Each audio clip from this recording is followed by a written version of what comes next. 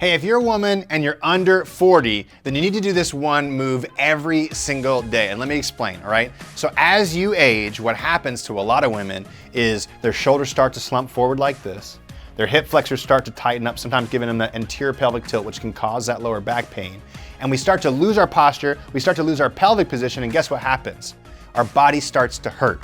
We aren't able to do the things we want to do, like running, like playing sports, like moving our bodies the way we want to, and bad posture just feels horrible as well. So this one move, if you do it every single morning, is going to help reverse all of this at the same time. And that move is called the low chair tabletop lift, okay? So what you're going to do is come to the edge of a seat, you're going to turn your fingertips to the outside or all the way backwards if you can with your hands behind your shoulders, all right? First step is pull your shoulder blades back and drop your shoulders away from your ears. Don't let your shoulders shrug up like this the entire time, right? Next, walk your feet out forward, dig your heels into the ground, and then what you're gonna do is press your heels into the ground, extend your hips like this, squeeze your glutes, and press your fingertips backwards, loosening up your shoulders, your hip flexors, and activating your glutes all at the same time. From there, come down and repeat for 10 repetitions first thing in the morning to loosen up all these muscles and help your body become more active so you have better posture, better pelvic position, and you can feel good for as long as possible. Hey, and by the way, if you want more workouts that make you feel good in your body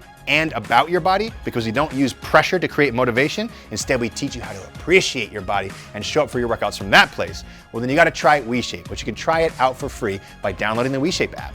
All you gotta do is click the link below.